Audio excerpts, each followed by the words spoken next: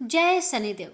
भक्तों, आज शनिवार के दिन सुने शनि भगवान की व्रत कथा। स्कंद पुराण में काशी खंड में वृत्तांत आता है कि छायासुत श्री शनिदेव ने अपने पिता भगवान सूर्य देव से प्रश्न किया कि हे पिता, मैं ऐसा पद प्राप्त करना चाहता हूँ जिसे आज तक किसी ने प्राप्त नहीं किया। हे पिता, आपके मंडल से मेरा मंडल 7 गुना बड़ा हो, मुझे आपसे अधिक 7 गुना शक्ति प्राप्त हो, मेरे वेग का कोई सामना नहीं कर पाए, चाहे वह देव, असुर, दानव या सिद्ध साधक ही क्यों ना हो। आपके लोक से मेरा लोक 7 गुना ऊंचा रहे। दूसरा वरदान मैं यह प्राप्त करना चाहता हूँ कि मुझे मेरे आराध्य देव भगवान श्री कृष्ण के प्रत्यक्ष दर्शन हो तथा मैं भक्ति, ज्ञान और विज्ञान से पूर्ण हो सकूं। शनि देव की यह बात सुनकर भगवान सूर्य प्रसन्न तथा गदगद हुए और कहा, बेटा, मैं भी यही चाहता हूँ कि तू मेरे से भी 7 गुना अधिक शक्ति वाला हो। मैं भी तेरे प्रभाव को सहन ना कर सकूं, इसलिए तुझे बेटा तप करना होगा। तप करने के लिए तू काशी चला जा, वहां जाकर भगवान शंकर का घोर तप कर और शिवलिंग की स्थापना कर तथा भगवान शंकर से मनवांछित फलों की प्राप्ति कर ले। शनिदेव ने पिता की आज्ञा अनुसार वैसा ही किया और तप करने के बाद भगवान शंकर के वर्तमान में भी स्थित शिवलिंग की स्थापना की, जो आज भी काशी विश्वनाथ के नाम से जाना जाता है।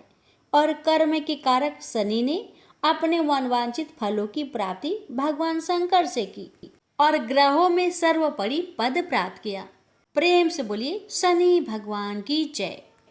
एक समय स्वर्ग लोक में सबसे बड़ा कौन के प्रश्न पर 9 ग्रहों में वाद विवाद हो गया। विवाद इतना बढ़ा कि परस्पर भयंकर युद्ध की स्थिति बन गई। निर्णय के लिए सभी देवता देवराज इंद्र के पास पहुंचे और बोले, हे देवराज, आपको निर्णय करना होगा कि हम में से सबसे बड़ा कौन है। देवताओं का प्रश्न सुनकर देवराज इंद्र उलझन में पड़ गए। इंद्र बोले, मैं इस प्रश्न का उत्तर देने में असमर्थ हूं। हम सभी पृथ्वी लोक में उज्जैनी नगरी में राजा विक्रमादित्य के पास चलते हैं। देवराज इंद्र सहित सभी ग्रह देवता उज्जैनी नगरी पहुंचे। महल में पहुंचकर जब देवताओं ने उनसे अपना प्रश्न पूछा तो राजा विक्रमादित्य भी कुछ देर के लिए परेशान हो उठे, क्योंकि सभी देवता अपनी अपनी शक्तियों के कारण महान थे। किसी को भी छोटा या बड़ा कह देने से उनके क्रोध के प्रकोप से भयंकर हानि पहुंच सकती थी। अचानक राजा विक्रमादित्य को एक उपाय सूझा और उन्होंने विभिन्न धातुओं, स्वर्ण, रजत, चांदी, कांसा, ताम्र यानी तांबा, सीसा, रांगा, जस्ता, अभ्रक व लोहे के 9 आसन बनवाए। धातुओं के गुणों के अनुसार सभी आसनों को एक दूसरे के पीछे रखवाकर उन्होंने देवताओं को अपने अपने सिंहासन पर बैठने के लिए कहा। देवताओं के बैठने के बाद राजा विक्रमादित्य ने कहा, आपका निर्णय तो स्वयं हो गया। जो सबसे पहले सिंहासन पर विराजमान है वही सबसे बड़ा है। राजा विक्रमादित्य के निर्णय को सुनकर शनि देवता ने सबसे पीछे आसन पर बैठने के कारण अपने को छोटा जानकर क्रोधित होकर कहा, राजा विक्रमादित्य, तुमने मुझे सबसे पीछे बैठाकर मेरा अपमान किया है। तुम मेरी शक्तियों से परिचित नहीं हो, मैं तुम्हारा सर्वनाश कर दूंगा। शनि ने कहा, सूर्य एक राशि पर 1 महीने, चंद्रमा 2.25 दिन, मंगल 1.5 महीने, बुध और शुक्र 1 महीने, बृहस्पति 13 महीने रहते हैं। लेकिन मैं किसी राशि पर 7.5 वर्ष 7.5 तक रहता हूँ। बड़े बड़े देवताओं को मैंने अपने प्रकोप से पीड़ित किया है।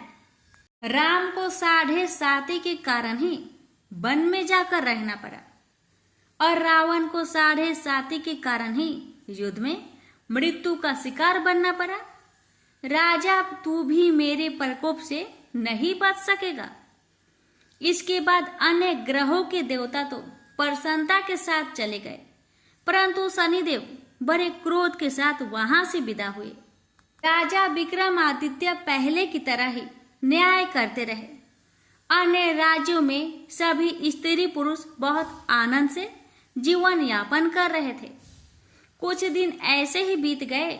उधर शनि देवता अपने अपमान को भूले नहीं थे।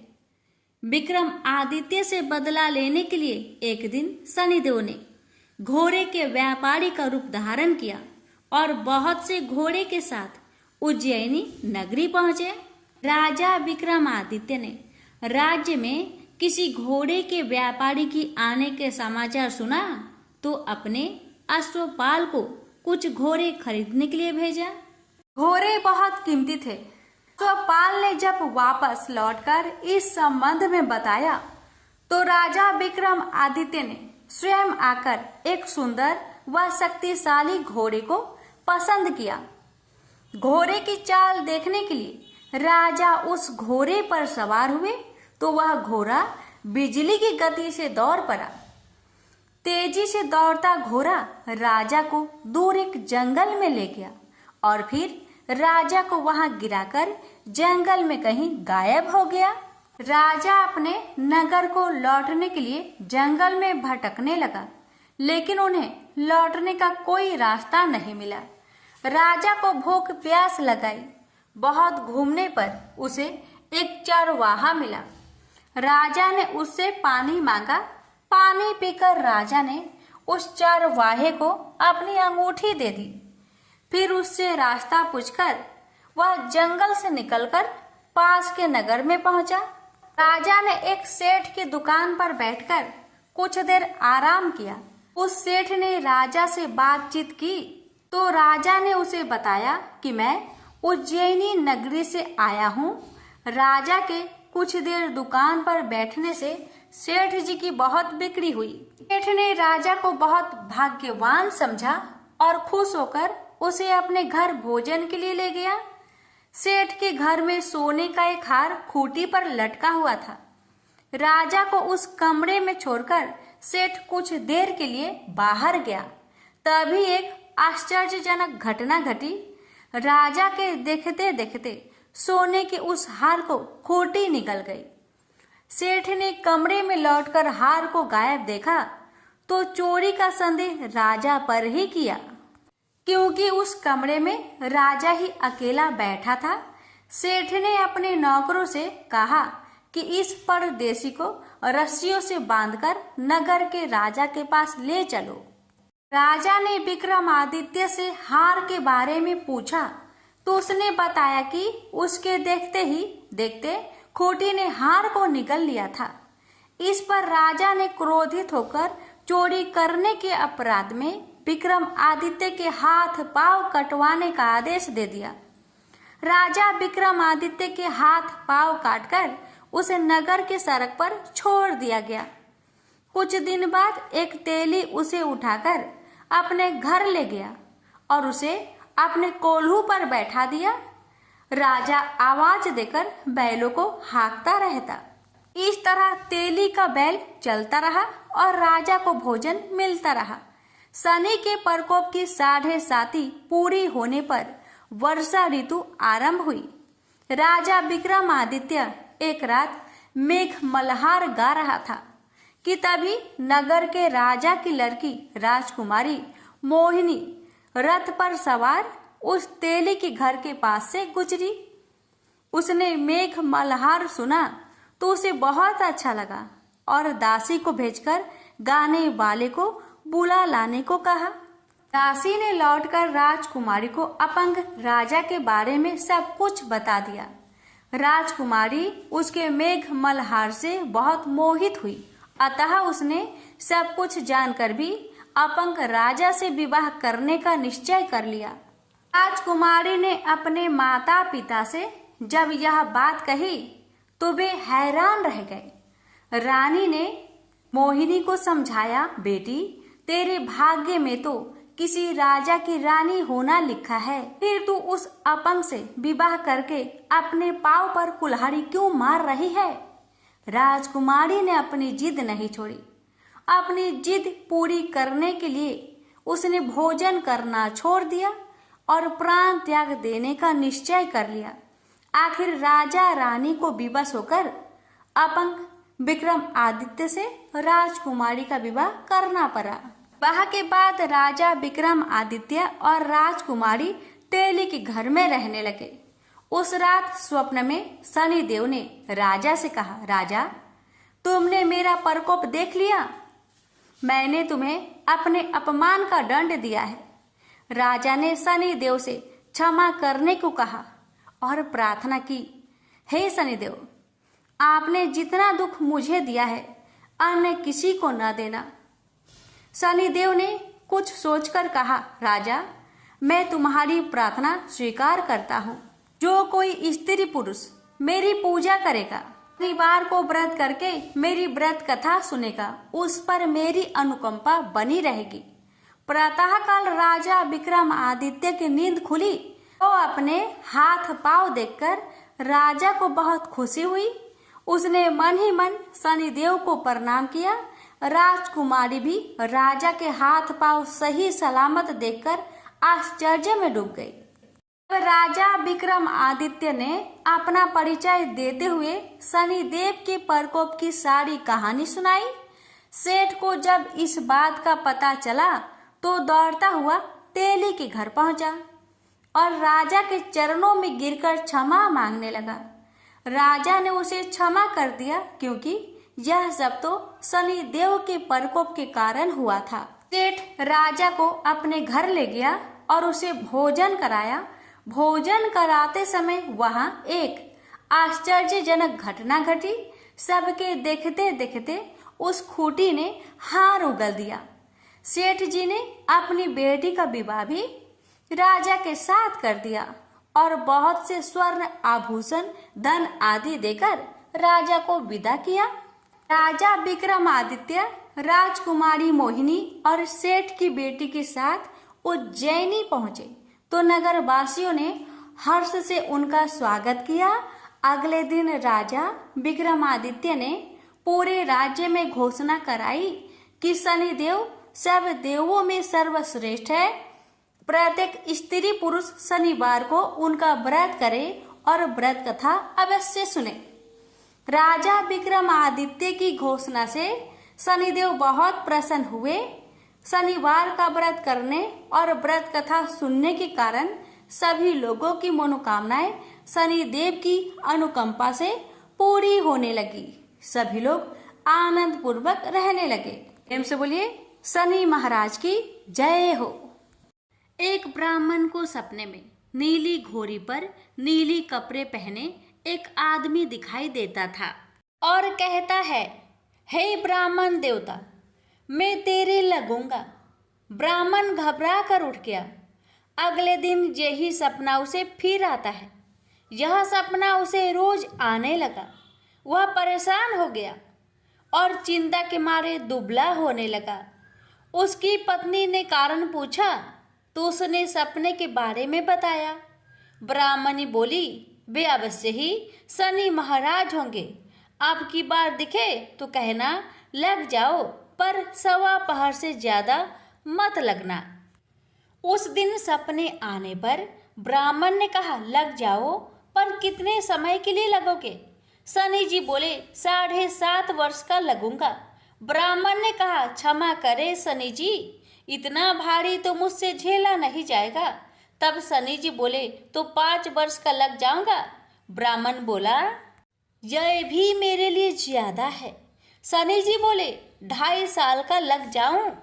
ब्राह्मण ने मना किया तो शनि जी कहने लगे, सवा पहर का तो लगूंगा ही, इतना तो कोढ़ी कलंगी भिखारी के भी लग जाता हूँ। तब ब्राह्मण ने कहा, ठीक है। ब्राह्मण को सवा पहर की शनि की दशा लग गई। ब्राह्मण ने नींद से जागकर ब्राह्मण से कहा, मेरे सवा पहर शनि की दशा लग गई है, इसलिए मैं जंगल में जाकर यह समय बिताऊंगा। मेरे लिए खाने पीने का सामान बांध दे।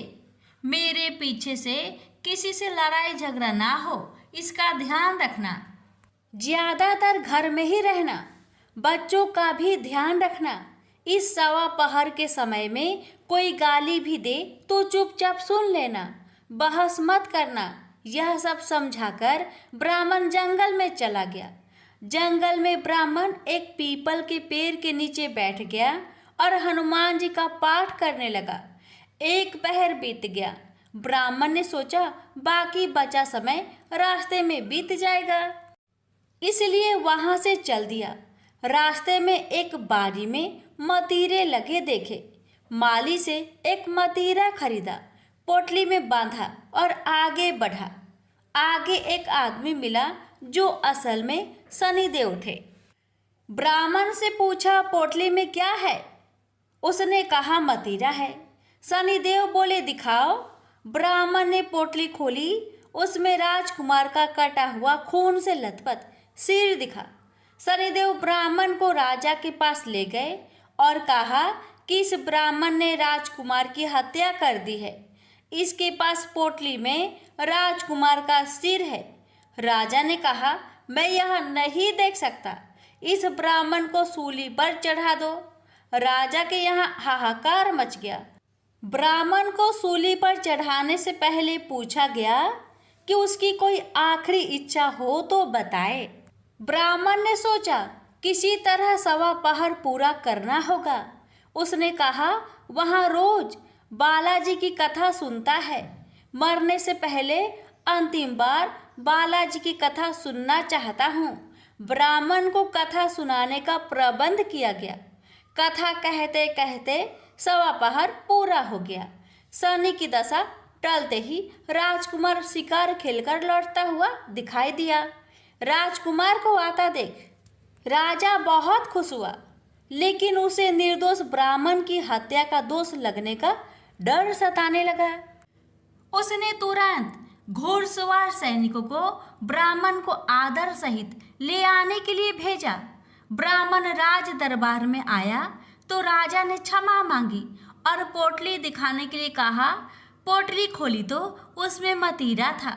राजा ने इन सब के बारे में पूछा तो ब्राह्मण ने बताया, मुझे सवा पहर की शनिचर की दशा लगी थी, इस कारण यह सब तमाशा हुआ। राजा ने पूछा, यह दशा कैसे टलती है? ब्राह्मण बोला, राजा, यह सेठ के लगे तो काला हाथी या काला घोड़ा दान करे, गरीब के लगे तो पीपल की पूजा करे तब बोले, साचा शनिचर कहिए, जाके पाओ सदा ही पढ़िए। शनि की कहानी सुने, तिल का तेल और काला उड़द दान करे, काले कुत्ते को तेल से चुपर कर रोटी खिलाए तो शनिचर की दशा उतर जाती है। राजा ने उसे मतीरा वापस दे दिया। घर आकर ब्राह्मण ने मतीरा काटा तो उसमें बीज की जगह हीरे मोती निकले। ब्राह्मण ने पूछा, यह कहाँ से लाए? आप तो कह रहे थे कि शनि की दशा लगी है। ब्राह्मण ने कहा, जब दशा लगी थी तो यही मतीरा राजकुमार का सिर बन गया था।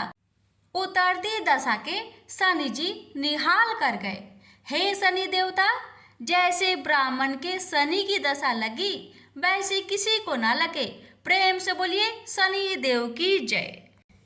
कि महान पराक्रमी हनुमान अजर अमर है।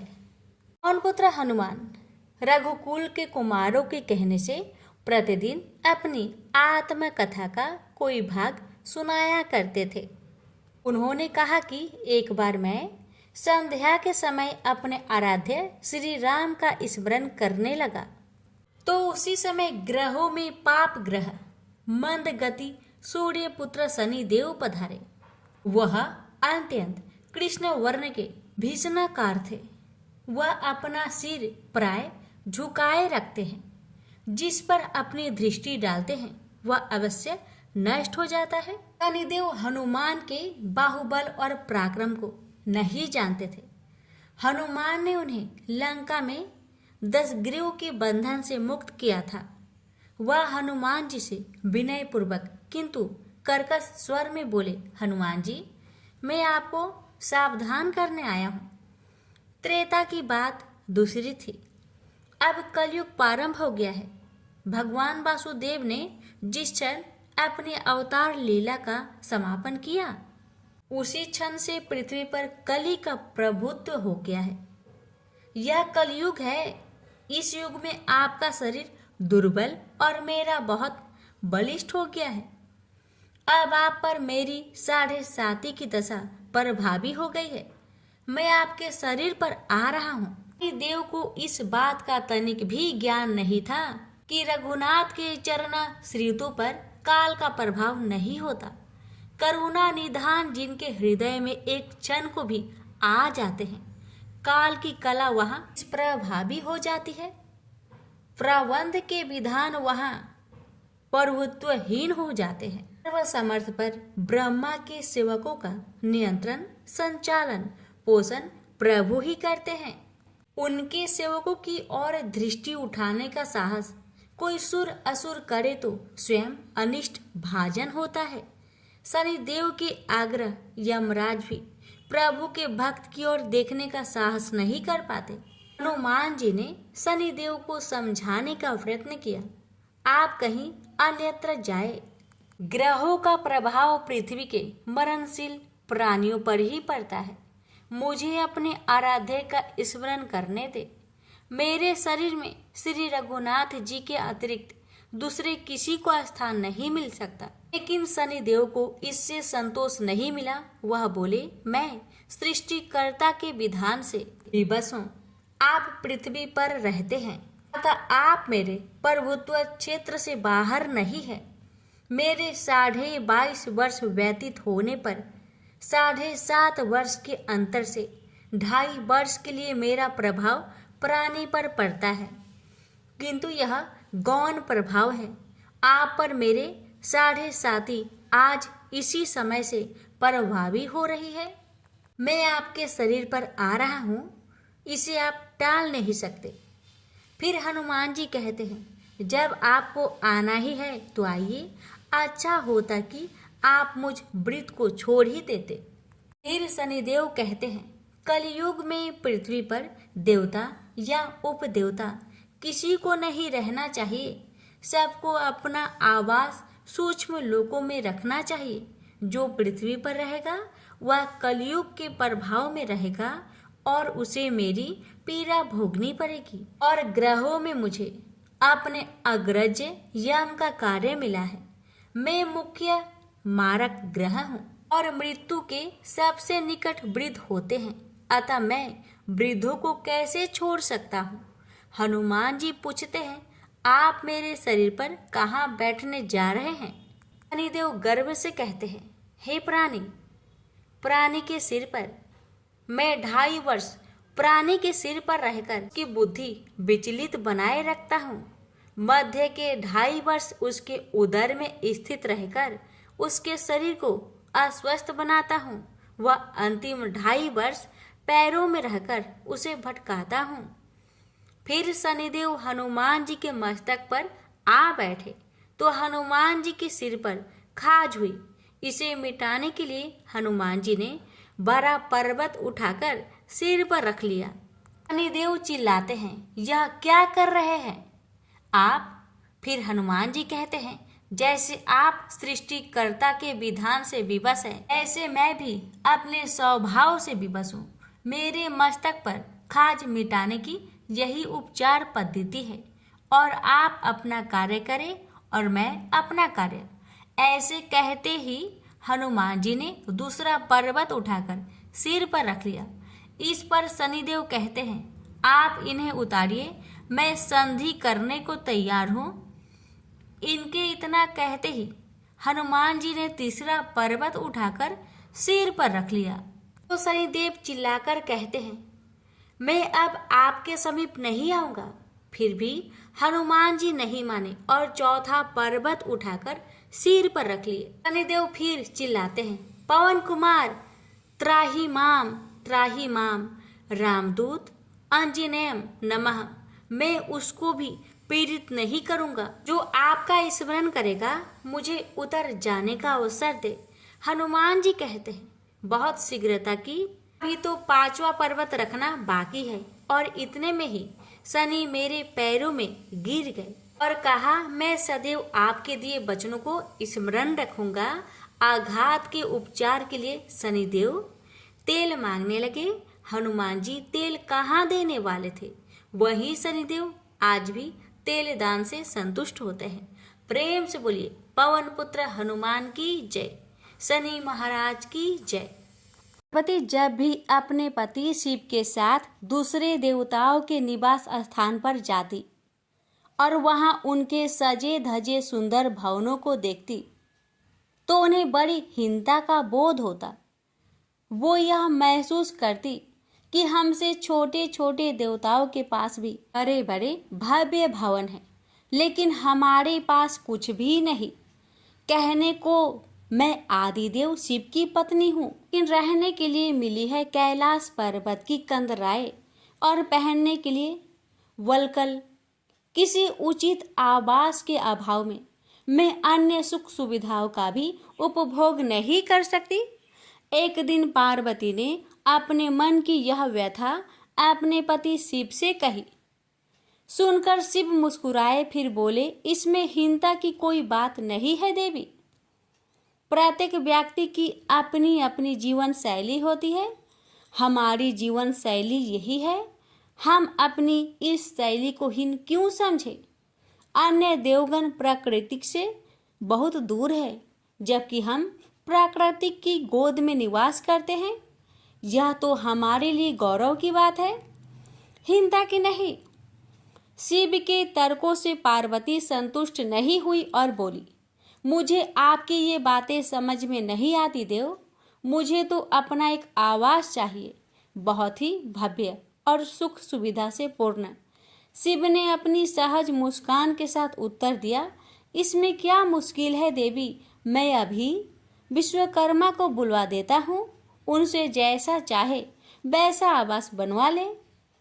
विश्वकर्मा को बुलवाया गया। पार्वती ने आदेश दिया, हमारे लिए एक ऐसा भवन बनाओ जैसा विश्व में कहीं ना हो। विश्वकर्मा ने आदेश स्वीकार किया। निर्माण कार्य प्रारंभ हो गया। कुछ ही समय में पार्वती की इच्छा अनुसार भव्य भवन तैयार हो गया। अपने भवन को देखकर पार्वती अति प्रसन्न हुई। गृह प्रवेश की तैयारी होने लगी। पार्वती चाहती थी कि गृह प्रवेश के समय सभी प्रमुख देवता हमारे यहाँ उपस्थित रहे। शिव ने अपनी सहमति दे दी। सभी प्रमुख देवी देवताओं को आमंत्रण भेजा गया। गृह प्रवेश के समय वे सब कैलाश पर्वत पर आ गए। उन्होंने पार्वती के भव्य भवन की भूरी भूरी प्रशंसा की। इन विश्व नियंता ब्रह्मा खामोश रहे।